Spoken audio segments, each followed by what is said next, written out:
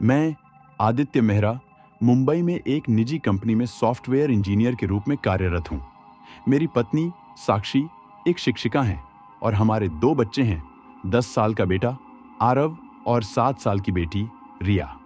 हम चारों एक खुशहाल परिवार हैं और हमने हमेशा एक बड़े और आरामदायक घर में रहने का सपना देखा है। मुंबई के पश्चिमी उपनगर में एक खूबसूरत इलाका है, बोरीवली। वहां का एक पुराना लेकिन बड़ा मकान बहुत कम कीमत पर मिल रहा था।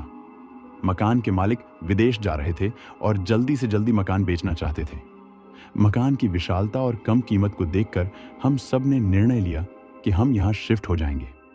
सब कुछ जल्दी जल्दी हो गया और हम नए घर में शिफ्ट हो गए। मकान काफी बड़ा और खुला था। 3 मंजिलों वाला यह मकान एक पुराने औपनिवेशिक शैली में बना था, जिसमें लकड़ी के भारी दरवाजे, ऊंची छतें और बड़े बड़े खिड़कियां थीं। घर में घुसते ही एक अजीब सी ठंडक महसूस हुई, लेकिन हमने इसे ज्यादा ध्यान नहीं दिया। पहले दिन का उत्साह हमारे चेहरे पर साफ झलक रहा था। बच्चों ने घर के हर कोने में दौड़ लगाई और अपने अपने कमरे पसंद किए। साक्षी ने जल्दी से किचन का इंतजाम किया और हमने पहली रात अपने नए घर में एक छोटे से जश्न के साथ बिताई। शिफ्टिंग के पहले दिन ही हमारे कुछ पड़ोसी हमें शुभकामनाएं देने आए। उन्होंने हमें बताया कि इस इलाके में बहुत शांति और सुरक्षा है, लेकिन उनमें से एक बुजुर्ग महिला जो हमारे पास के घर में रहती थी ने कुछ अजीब बातें कहीं। उसने धीरे से कहा, इस घर में बहुत कुछ देखा है मैंने, रात के समय संभल कर रहना। हमने इसे पुरानी औरत की बकवास समझकर हंसी में टाल दिया, लेकिन उसके चेहरे की गंभीरता ने हमें थोड़ा सोचने पर मजबूर किया।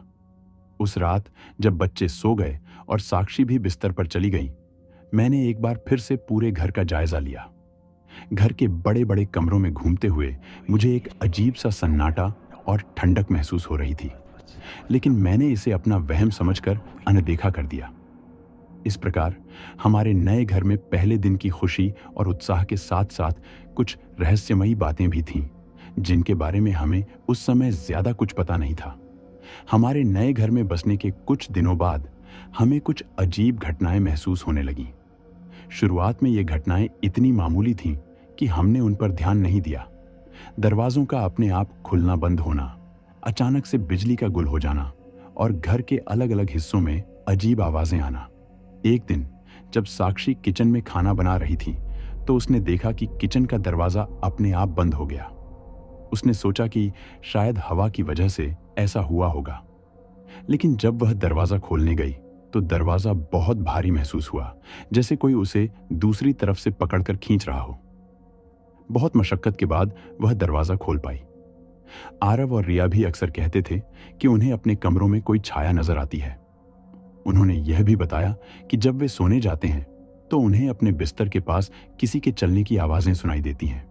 साक्षी को अक्सर रात में ऐसा लगता था कि कोई उसके पास खड़ा है और उसे घूर रहा है। उसने मुझे कई बार इस बारे में बताया, लेकिन मैंने इसे सिर्फ उसका वहम समझकर नजरअंदाज कर दिया। एक रात रिया अचानक चिल्लाते हुए उठी। उसने बताया कि उसे लगा जैसे कोई उसके बिस्तर के पास खड़ा होकर उसे देख रहा था। हमने उसे समझाया कि यह सिर्फ उसका सपना था, लेकिन उसकी आंखों में डर साफ दिखाई दे रहा था।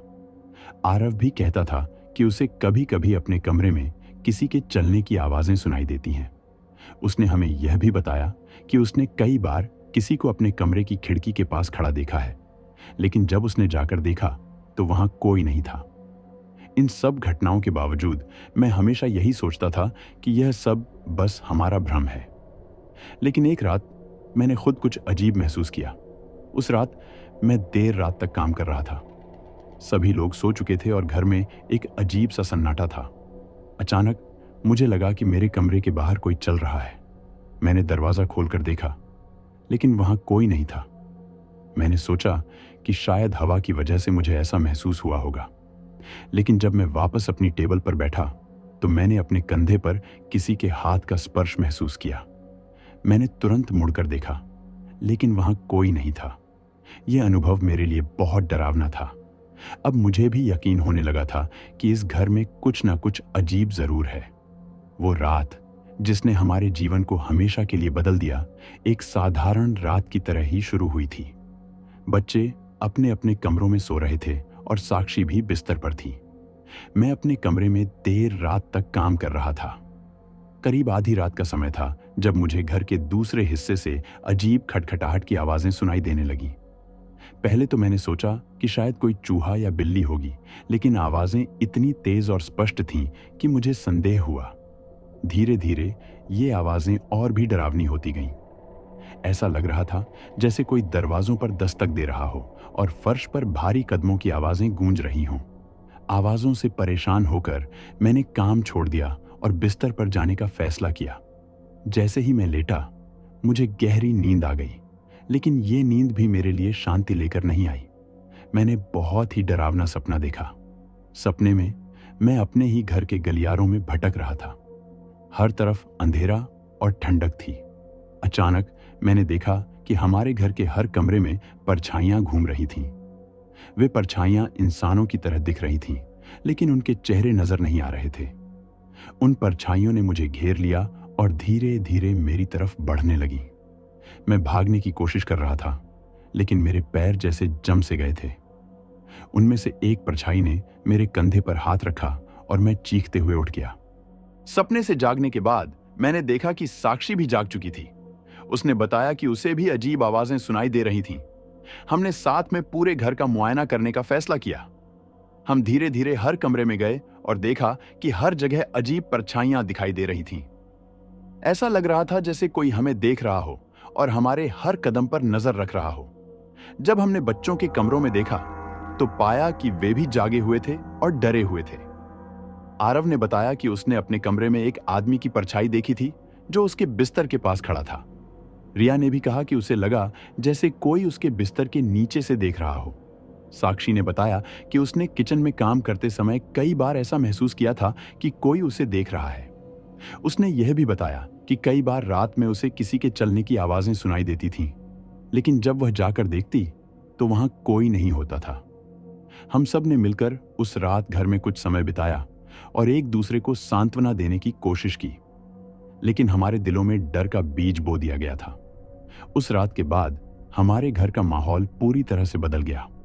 हर रात हमें अजीब आवाजें, परछाइयां और डरावने सपने सताने लगे। हमने इस घर को छोड़ने का फैसला किया, लेकिन हर बार जब हम जाने की कोशिश करते, कुछ न कुछ ऐसा होता कि हम रुक जाते। ऐसा लग रहा था जैसे यह घर हमें जाने नहीं देना चाहता। अजीब और डरावनी घटनाओं के बढ़ते सिलसिले के बाद मैंने और साक्षी ने तय किया कि हमें इस मकान के इतिहास के बारे में पता लगाना चाहिए। यह जानना बेहद जरूरी था कि आखिर हमारे साथ ये सब क्यों हो रहा है। सबसे पहले हमने घर के पुराने दस्तावेजों और कागजात को खंगालना शुरू किया। हमने पाया कि यह मकान करीब 100 साल पुराना था। इसे एक ब्रिटिश अधिकारी ने बनवाया था जो आज़ादी के पहले यहाँ रहता था। आज़ादी के बाद यह मकान कई बार बेचा गया और कई परिवारों ने यहाँ रहना शुरू किया। हमने पड़ोसियों से इस मकान के बारे में जानने की कोशिश की। सबसे पहले हम उस बुजुर्ग महिला के पास गए जिसने हमें पहली बार चेतावनी दी थी। उसका नाम शकुंतला देवी था। उसने हमें बताया कि यह मकान हमेशा से ही डरावना और अजीब घटनाओं का गवाह रहा है। शकुंतला देवी ने हमें बताया कि पहले यहाँ एक परिवार रहता था जिसने अपने पूरे परिवार के साथ आत्महत्या कर ली थी। उनके बाद जो भी यहाँ आया उसे या तो कोई न कोई त्रासदी झेलनी पड़ी या फिर वे जल्दी ही यहाँ से चले गए। हमने और भी पड़ोसियों से बात की और सभी ने हमें इस मकान के बारे में डरावनी कहानियां सुनाई। एक पड़ोसी ने बताया कि उसने कई बार इस मकान में अजीब आवाजें और परछाइयां देखी हैं। एक और पड़ोसी ने बताया कि उसने इस मकान के पास से गुजरते हुए कई बार चीखें सुनी हैं। पड़ोसियों से बातें करने के बाद हमने मकान के पिछले किराएदारों से संपर्क करने का प्रयास किया। कुछ लोगों ने हमें बताया कि उन्होंने यहां अजीब घटनाओं के चलते मकान छोड़ दिया था। एक महिला ने बताया कि उसके बच्चे ने इस मकान में रहने के दौरान कई बार अजीब चीजें देखीं और रात में डरावने सपने देखे। हमने पुरानी अखबारों की कतरनों और रिकॉर्ड्स में भी इस मकान के बारे में खोजबीन की। हमें पता चला कि इस मकान में कई रहस्यमयी मौतें हुई थीं, जिनका कोई ठोस कारण नहीं मिल पाया था। एक बार यहाँ एक परिवार ने नवविवाहित जोड़े की शादी के बाद यहाँ रहने का फैसला किया था, लेकिन कुछ ही महीनों में पत्नी की रहस्यमयी मौत हो गई और पति पागल हो गया। इसके बाद मकान को कई बार बेचने की कोशिश की गई, लेकिन हर बार कुछ न कुछ अजीब घटनाएं घटित होती रहीं। हम जितना ज्यादा इस मकान के बारे में जानते गए, उतना ही हमारे दिल में डर और बेचैनी बढ़ती गई। ये साफ था कि इस मकान में कुछ बहुत ही बुरा और डरावना था, जो हमें दिख तो नहीं रहा था, लेकिन हमें हर वक्त महसूस हो रहा था। अब हमें समझ आ गया था कि हमारे इस मकान में रहने का फैसला कितना गलत था, लेकिन अब हमारे पास वापस जाने का कोई रास्ता नहीं था। मकान ने हमें अपनी जकड़ में ले लिया था और अब हमें इस रहस्य को सुलझाना ही था। अब हमारे पास दो ही विकल्प थे, या तो हम इस मकान को छोड़कर कहीं और चले जाएं, या फिर इस मकान के रहस्य को पूरी तरह से सुलझाएं और इस भयानक साए से छुटकारा पाने का रास्ता खोजें। हमने दूसरा विकल्प चुना और इस मकान के इतिहास को और भी गहराई से जानने का प्रयास किया। पुराने रहस्यों का खुलासा करने के बाद हमारे घर में अब सामान्य घटनाएं और भी ज्यादा तीव्र हो गईं। अब ये घटनाएं सिर्फ रात में ही नहीं, बल्कि दिन में भी होने लगी। दरवाजों का अपने आप खुलना बंद होना, दीवारों पर खून जैसे धब्बे दिखना और अचानक से बिजली का गुल हो जाना अब आम बात हो गई थी। एक दिन जब साक्षी बाथरूम में थी, तो उसने देखा कि शीशे में उसकी परछाई के साथ कोई और परछाई भी दिख रही थी। उसने मुड़कर देखा, लेकिन वहां कोई नहीं था। उसने मुझे बुलाया और जब मैंने देखा तो वहां कुछ भी अजीब नहीं था, लेकिन साक्षी के चेहरे पर डर साफ झलक रहा था। इन असामान्य घटनाओं का असर हमारे परिवार के सदस्यों पर भी पड़ने लगा। साक्षी अब हर वक्त डरी सहमी रहती थी। वह अक्सर कहती थी कि उसे किसी के चलने की आवाजें सुनाई देती हैं और उसे हमेशा ऐसा महसूस होता है कि कोई उसे देख रहा है। आरव और रिया भी अब पहले की तरह खुश नहीं रहते थे। वे दोनों बहुत चुपचाप और डरे हुए रहते थे। रात में अक्सर वे दोनों डरावने सपने देखकर उठ जाते थे और रोने लगते थे। आरव ने मुझे बताया कि उसने कई बार अपने कमरे में किसी को देखा है जो उसे घूरता रहता है। रिया ने भी कहा कि उसे लगता है कि कोई उसके बिस्तर के नीचे छुपा है। मैं खुद भी इन घटनाओं से प्रभावित होने लगा था। मुझे अक्सर अजीब सपने आते थे और मैं रात में पसीने से भीगा हुआ उठता था। एक रात जब मैं सो रहा था तो मैंने महसूस किया कि कोई मेरे बिस्तर के पास खड़ा है और मुझे घूर रहा है। जब मैंने आंखें खोलीं तो वहां कोई नहीं था, लेकिन मुझे एक अजीब सी ठंडक महसूस हो रही थी। हमारे घर में अब अजीबोगरीब चीजें दिखने लगी। एक दिन जब मैं लिविंग रूम में बैठा था तो मैंने देखा कि हमारे पुराने फोटो फ्रेम्स में से एक फोटो अपने आप गिर गई। जब मैंने उसे उठाकर देखा तो फोटो पर खून के धब्बे थे। मैंने साक्षी को बुलाया, लेकिन जब उसने देखा तो धब्बे गायब हो चुके थे। एक और घटना ने हमें हिलाकर रख दिया। साक्षी ने बताया कि उसने किचन में एक बर्तन को अपने आप हवा में उठते हुए देखा और फिर वह बर्तन जोर से जमीन पर गिर गया। हमने सोचा कि यह हमारा वहम होगा, लेकिन जब हमने वहां जाकर देखा तो बर्तन सच में टूटा हुआ पड़ा था। आरव और रिया के कमरों में भी अजीब चीजें होती थीं। उनके खिलौने अपने आप इधर उधर हो जाते थे और उनकी किताबें अपने आप खुल जाती थीं। रिया ने एक बार बताया कि उसने अपने कमरे में एक अजीब सी आकृति देखी थी जो उसकी किताबों को पलट रही थी। इन घटनाओं ने हमें मानसिक और शारीरिक रूप से तोड़कर रख दिया था। हम सब अब पहले की तरह नहीं थे। हमें अब यकीन हो गया था कि इस मकान में कुछ बहुत ही भयानक है जो हमें यहां से जाने नहीं देना चाहता। जब हमें अपने घर में रह रही बुरी शक्तियों से छुटकारा पाने की कोई राह नजर नहीं आई तो हमने तांत्रिक और पुजारी से मदद लेने का फैसला किया। हमने कुछ जानकारों से सलाह ली और सबसे अनुभवी तांत्रिक का संपर्क किया। उसका नाम पंडित ब्रजेश था, जो प्राचीन रीति रिवाजों और तंत्र मंत्र के विशेषज्ञ थे। पंडित ब्रजेश ने हमें बताया कि इस मकान में एक शक्तिशाली आत्मा या बुरी शक्ति है जो शायद कई सालों से यहाँ निवास कर रही है। उन्होंने यह भी कहा कि इस आत्मा को शांत करने के लिए हमें घर की शुद्धि और विशेष पूजा पाठ की जरूरत है। पंडित ब्रजेश ने घर की शुद्धि के लिए एक विस्तृत पूजा पाठ का आयोजन किया। उन्होंने घर के हर कोने में धूप, दीपक और हवन सामग्री का उपयोग किया। पूरी प्रक्रिया के दौरान उन्होंने मंत्रों का उच्चारण किया और घर की बुरी शक्तियों को दूर करने के लिए विशेष तंत्र किया। हमने पूरी तरह से पूजा पाठ की प्रक्रिया का पालन किया और पंडित ब्रजेश की सलाह पर घर की सभी नकारात्मक ऊर्जा को दूर करने का प्रयास किया। पूजा के बाद घर को अच्छे से स्वच्छ किया गया और हर कमरे में सकारात्मक ऊर्जा का संचार करने के लिए खुशबूदार अगरबत्ती जलाई गई। पूजा पाठ के बाद हमने कुछ समय के लिए घर में शांति का अनुभव किया। अजीब आवाजें और खटखटाहटें कम हो गईं और रात में डरावने सपने भी कुछ समय के लिए बंद हो गए। साक्षी और बच्चों को भी कुछ राहत मिली और हमने सोचा कि शायद हमारे प्रयास सफल हो गए हैं। लेकिन यह शांति लंबे समय तक नहीं रही। कुछ हफ्तों बाद अजीब घटनाएं फिर से शुरू हो गईं। दरवाजों का अपने आप खुलना बंद होना और अजीब आवाजें लौट आईं। एक रात आरव ने फिर से अपने कमरे में एक अजीब सी परछाई देखी और रिया ने बताया कि उसे अपने बिस्तर के पास किसी की सांस लेने की आवाजें सुनाई दी। साक्षी और मैंने सोचा कि शायद यह शांति केवल अस्थायी थी। पंडित ब्रजेश से संपर्क करने का प्रयास किया, लेकिन उन्होंने बताया कि यह आत्मा बहुत ही ताकतवर है और इसे शांत करने में समय लग सकता है। अब हमें लगने लगा था कि इस घर से छुटकारा पाना हमारी सबसे बड़ी चुनौती बन चुकी है। पूजा पाठ और तंत्र मंत्र के बावजूद बुरी शक्तियां हमारे साथ बनी हुई थीं। हमने सोचने लगा कि शायद हमें और भी गहरे शोध और उपायों की जरूरत है।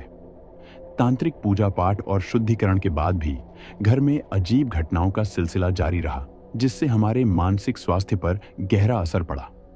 साक्षी, बच्चों और मैंने लगातार तनाव और चिंता का सामना किया।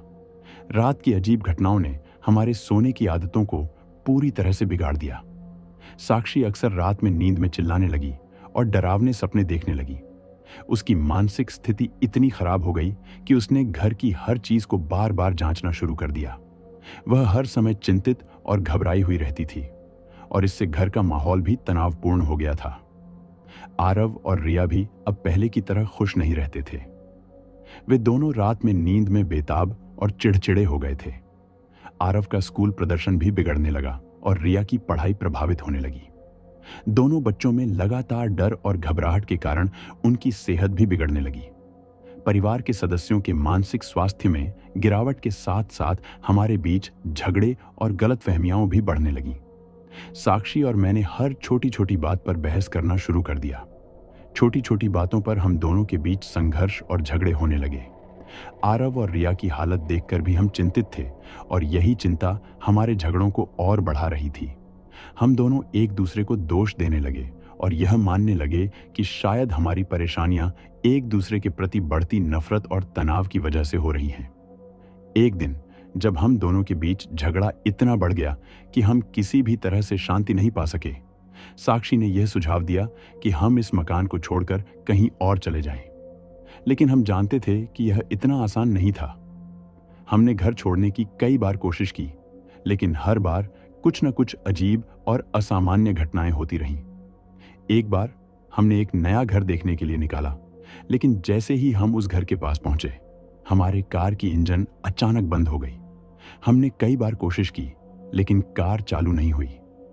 एक और बार जब हम सामान पैक कर रहे थे, अचानक पूरे घर की बिजली चली गई। इस दौरान हमने कई बार घर के सभी खिड़कियां और दरवाजे बंद किए, लेकिन अजीब आवाजें और झलकी हुई रोशनी ने हमें पूरी तरह से डराया। एक बार जब हम घर से बाहर जाने के लिए तैयार हो रहे थे, अचानक घर का दरवाजा अपने आप बंद हो गया और चाबी से भी नहीं खुल रहा था। हमने कई कोशिशें की, लेकिन दरवाजा खुल नहीं सका। यह देखकर हमें ऐसा लगा जैसे घर हमें जाने नहीं देना चाहता। एक रात जब घर में हर कोई सो चुका था, मैंने अचानक अपने कमरे में एक अजीब सी ठंडक महसूस की। जैसे ही मैं जागा, मैंने देखा कि कमरे की दीवारों पर अजीब आकृतियां और छायाएं घूम रही थीं। ये आकृतियां बहुत ही डरावनी और भयानक थीं। एक छाया ने मेरी ओर बढ़ना शुरू किया और मुझे लगा जैसे वह मुझे पकड़ने की कोशिश कर रही हो। मैंने हिम्मत करके सामने झांका और देखा कि दीवार पर एक भयानक चेहरे की परछाई बन रही थी। वह चेहरा बेहद विकृत और डरावना था, जिसमें लाल आंखें और काले बाल थे। वह परछाई धीरे धीरे मेरे पास आने लगी और मैंने महसूस किया कि मेरा दिल तेजी से धड़क रहा था। मेरे मुंह से एक चीख निकल गई और जब मैंने आंखें खोली तो वह छाया गायब हो गई थी। लेकिन कमरे में अब भी एक अजीब सी ठंडक और डर का माहौल था। मैंने साक्षी को जगाया और उसने भी यही महसूस किया कि रात को अजीब चीजें हो रही थीं। उसी रात के बाद घर में हर सदस्य को आत्माओं द्वारा प्रताड़ित होने का अनुभव हुआ। साक्षी ने कहा कि उसने देखा कि रसोई में बर्तन अपने आप हिल रहे थे और अचानक से गिर रहे थे। उसने यह भी महसूस किया कि कोई उसे बुरी तरह से घूर रहा है और उसकी पीठ पर हाथ महसूस हो रहा है। आरव और रिया के साथ भी यही हाल था। आरव ने बताया कि रात में उसने अपने कमरे में एक काला आदमी देखा जो उसके बिस्तर के पास खड़ा था और उसे घूर रहा था। रिया ने कहा कि उसे अपने कमरे में किसी के हंसने की आवाज सुनाई दी और जब उसने देखना चाहा तो वहां कुछ भी नहीं था।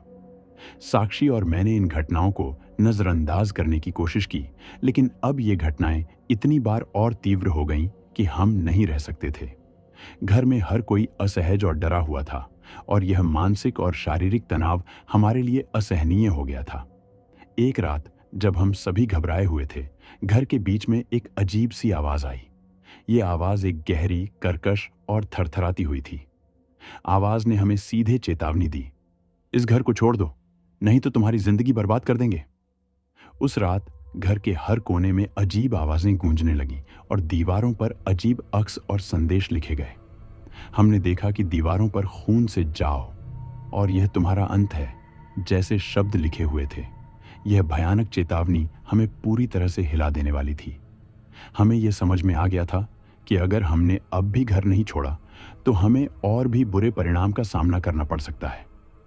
आत्मा का क्रोध और गहराता जा रहा था और हमें यह महसूस हुआ कि यह चेतावनी अंतिम और निर्णायक थी। एक रात जब सब लोग थक कर सोने की कोशिश कर रहे थे, हमारी सबसे बड़ी त्रासदी घटित हुई।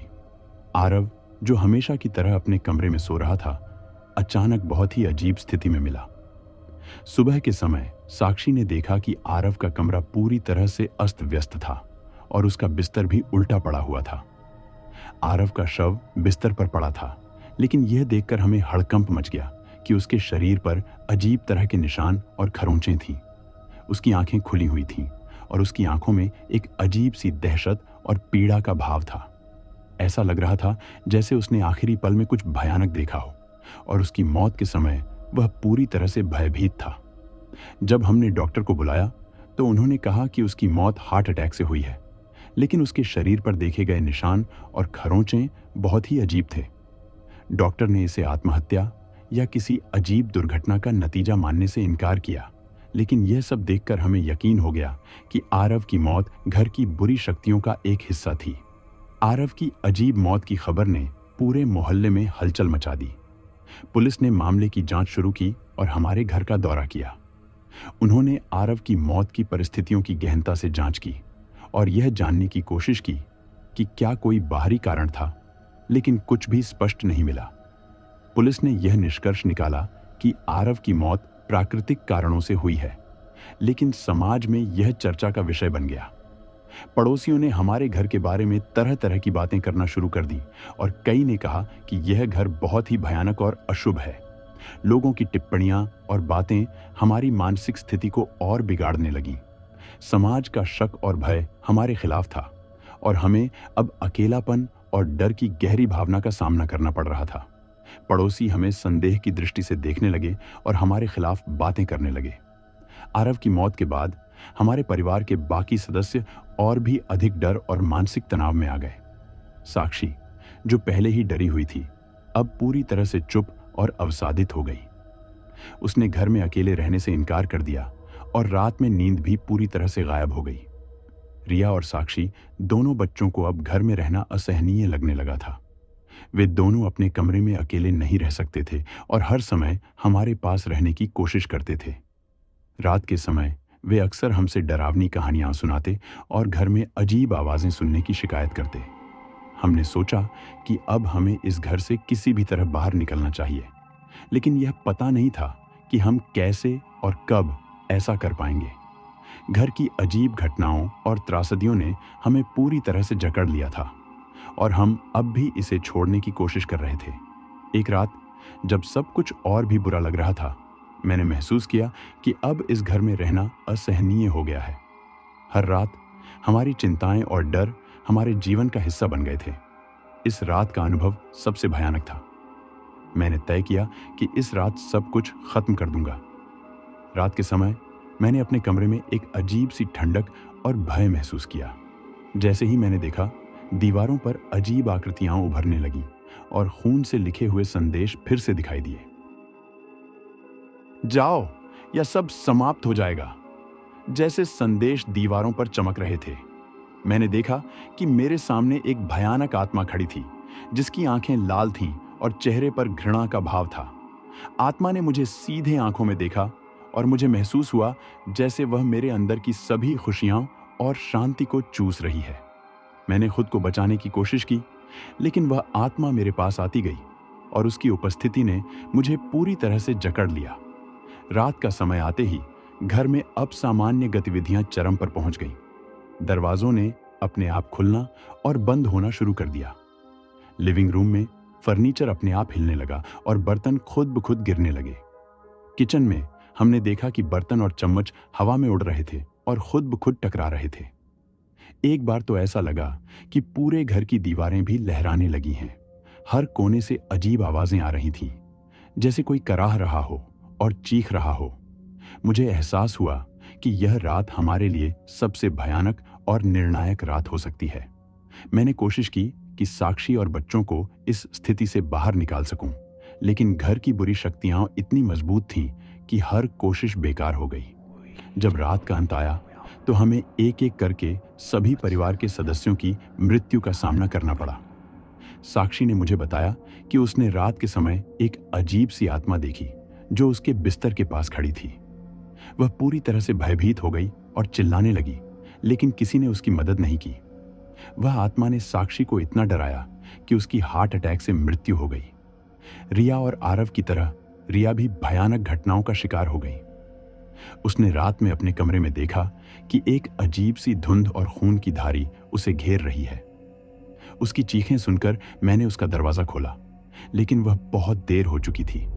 रिया की भी मृत्यु हो गई और उसकी मौत को देखकर हमें यह महसूस हुआ कि घर में कोई भी सुरक्षित नहीं है। मेरी खुद की स्थिति भी बेहद खराब हो गई। मैं पूरी तरह से थक चुका था और खुद को बचाने की हर कोशिश नाकाम हो गई।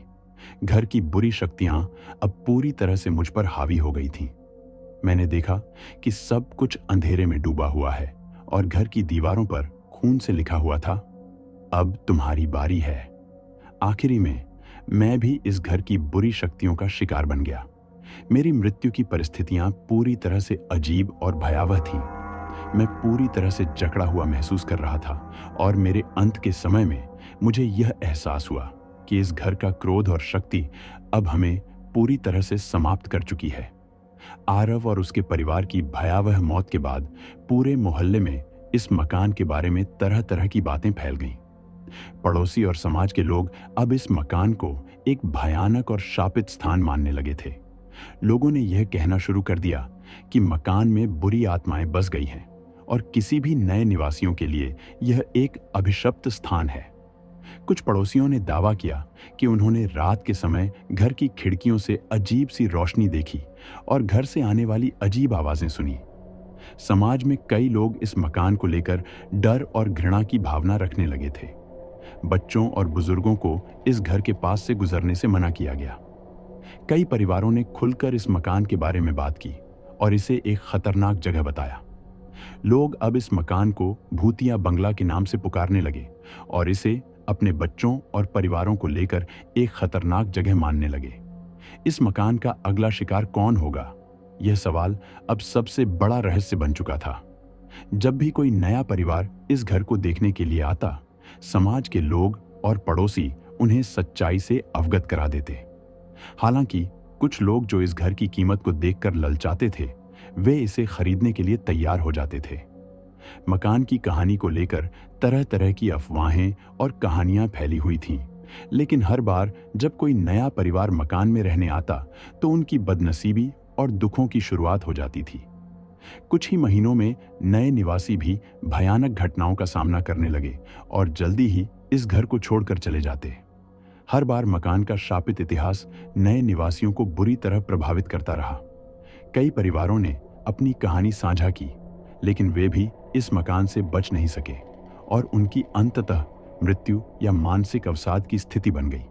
यह अज्ञात था कि अगला शिकार कौन होगा, लेकिन सभी को यह यकीन था कि इस मकान का शापित रहना किसी को भी नहीं बख्शेगा। आज भी यह मकान एक खौफनाक और शापित स्थान के रूप में जाना जाता है। इसके भयानक इतिहास और यहाँ रहने वाले परिवारों की त्रासदी ने इसे हमेशा के लिए एक डरावना और अभिशप्त स्थान बना दिया। मकान की स्थिति अब भी वैसी की वैसी है और इसके चारों ओर का माहौल हमेशा ही भयावह और अजीब है। मकान के आसपास के लोग अब भी इसे एक शापित जगह मानते हैं और इसके बारे में बात करने से डरते हैं। भूतिया गतिविधियों और भयानक घटनाओं की कहानियां अब भी लोगों के बीच चर्चा का विषय हैं। इस मकान का भविष्य अब भी अज्ञात है। क्या कभी कोई इसे फिर से अपने घर के रूप में अपनाएगा या यह हमेशा के लिए एक वीरान और भयानक जगह बने रहेगा? यह सवाल अब भी अनसुलझा है। समाज और पड़ोसियों की आंखों में यह मकान एक डरावनी कहानी और एक चेतावनी के रूप में हमेशा के लिए बना रहेगा। इस भयानक और रहस्यमय मकान की मौन कहानी अब भी लोगों के मन में डर और घबराहट का कारण बनती है और यह शापित जगह हमेशा के लिए एक अज्ञात भविष्य के साथ जुड़ी रहेगी।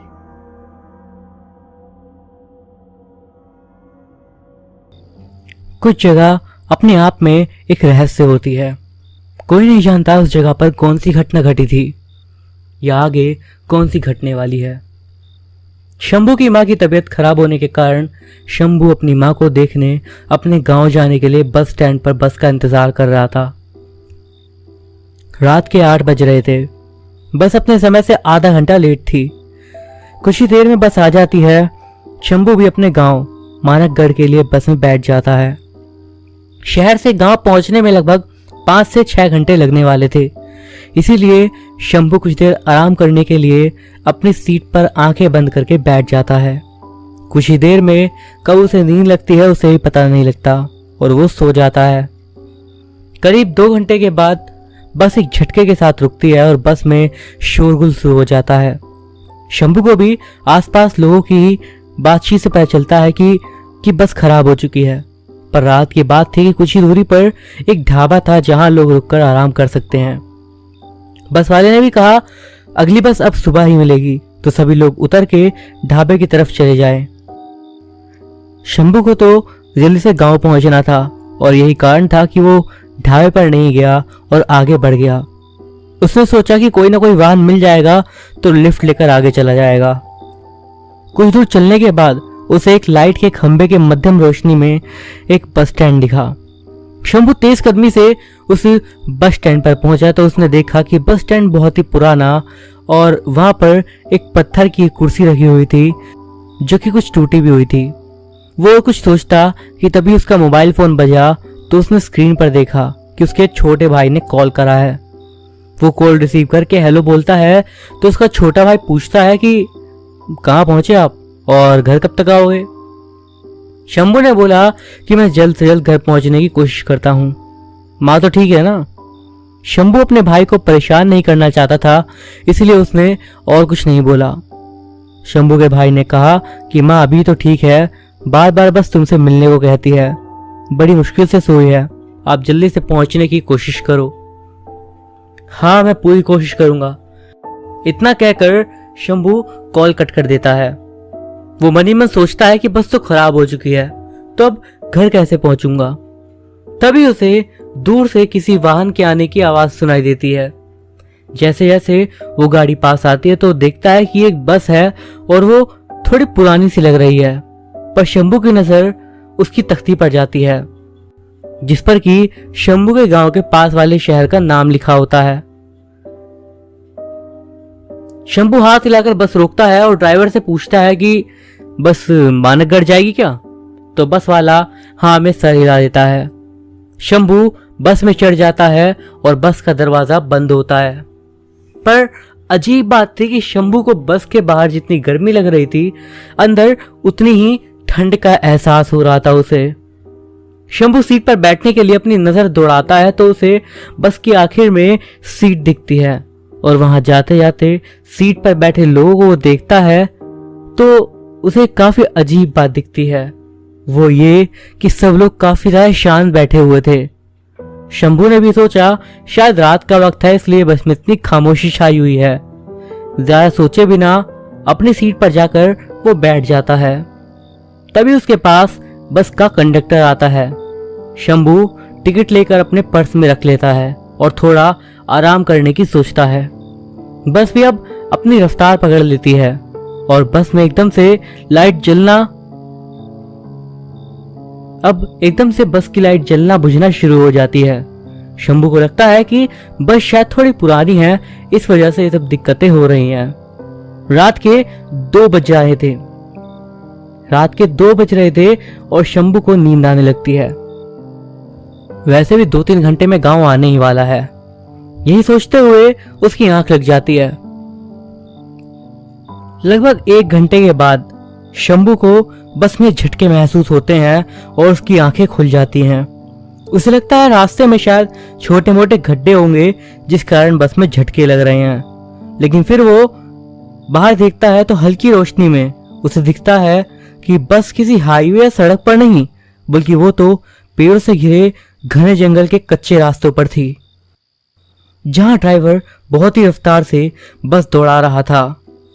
शंभू अपनी सीट पर बैठे बैठे ही ड्राइवर से बोलता है कि ये बस जंगल में कहां ले जा रहे हो, कोई सड़क नहीं लगती है तो। बोलते बोलते ही शंभू को एक जोरदार धक्का लगता है तो सीट से गिरने से बचता है। वो देखता है कि उसके आसपास के लोग कोई प्रतिक्रिया नहीं कर रहे हैं और कोई कुछ भी नहीं बोल रहा है।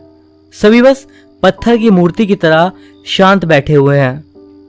शंभू अपनी सीट पकड़कर अपनी जगह से उठकर ड्राइवर तक जाने की कोशिश करता है और वो एक एक कर सभी सीट को पकड़कर आगे बढ़ता है।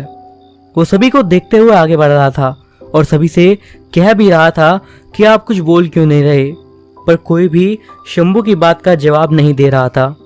बस सभी अपने चेहरे पर एक सर्द मुस्कान लिए शंभू को एकटक देख रहे थे, जैसे किसी को उससे कोई फर्क ही नहीं पड़ता। शंभू ड्राइवर के पास वाली सीट को पकड़कर बस में बैठे सभी लोगों से बोलता है, कोई कुछ जवाब क्यों नहीं दे रहा? क्या आप सभी लोगों को मरना है क्या? फिर भी कोई कुछ नहीं बोलता और उसी समय बस की लाइट एक बार फिर से जलती और बुझती है और तब शंभू को सभी के चेहरे साफ दिखाई देते हैं और उन सभी के चेहरे जल इकट्ठे होते हैं। उन सभी को देखकर वो घबरा जाता है।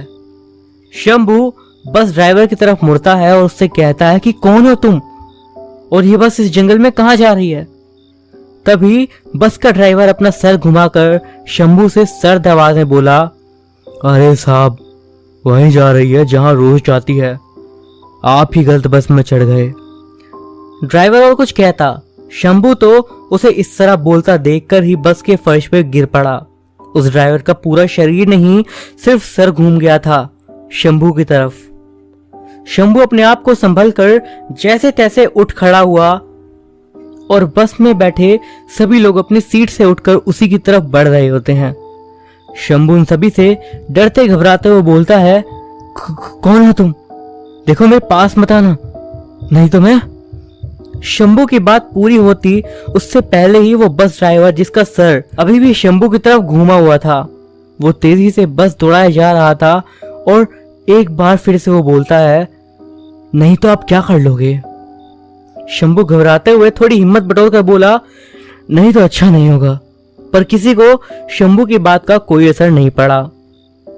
वे सभी उसकी तरफ आगे बढ़ते जा रहे थे। शंभू समझ गया था कि वो फंस चुका है।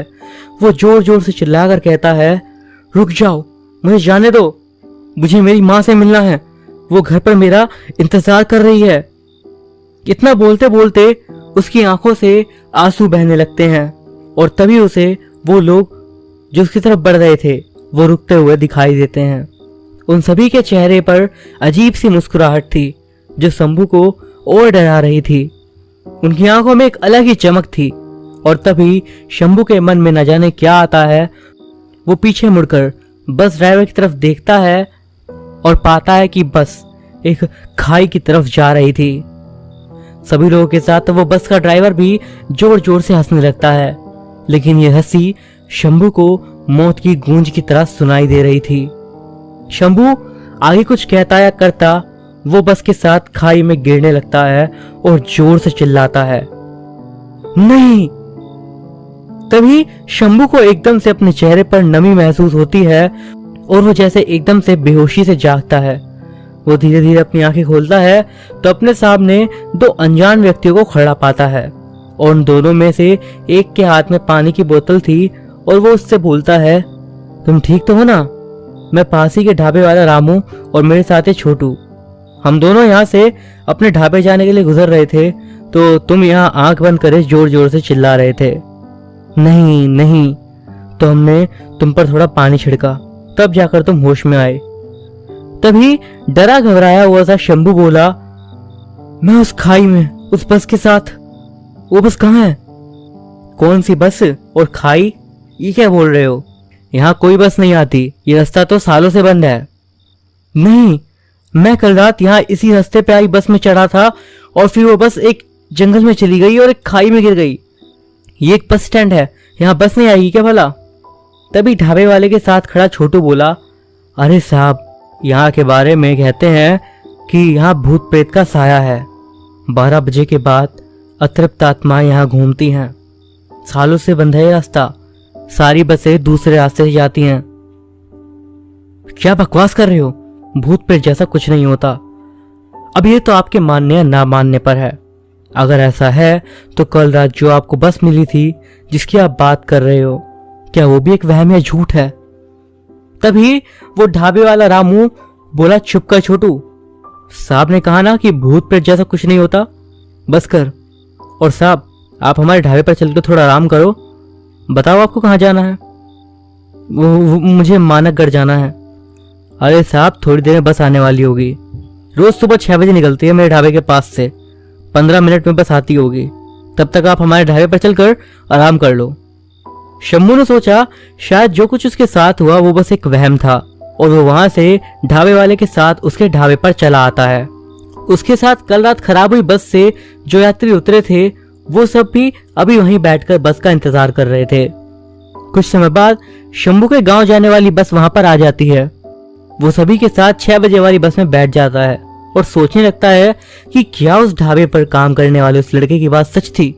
सच में इस बस स्टैंड पर भूत प्रेत का साया है। ये सब सोच ही रहा था वो कि बस का कंडक्टर उसकी सीट के पास आता है और शंभू टिकट लेने के लिए अपने पर्स से पैसे निकालता है। तभी उसके हाथ में पैसों के साथ एक टिकट निकलता है। उस टिकट को देखकर शंभू की आंखें फटी की फटी रह जाती हैं, क्योंकि ये वही टिकट था जो कल रात उसने उस बस के अंदर लिया था जो खाई के अंदर गिरी थी। शंभू उस टिकट को देखकर सोच में पड़ जाता है कि कल रात जो उसके साथ हुआ वो सच था या वहम। अगर वो उसका वहम था तो वो टिकट उसके पास कैसे थी? अगर सच था तो उस खाई में गिरने के बाद भी वो जिंदा कैसे है? और वे लोग कौन थे जो उस बस के अंदर थे? इन्हीं सब सवालों और उलझनों के साथ शंभू अपने गांव के लिए निकल पड़ता है। आपको क्या लगता है, शंभू के साथ जो घटना हुई वो सच थी या फिर बस एक वहम? अपने विचार कमेंट के जरिए हम तक जरूर पहुंचाएं।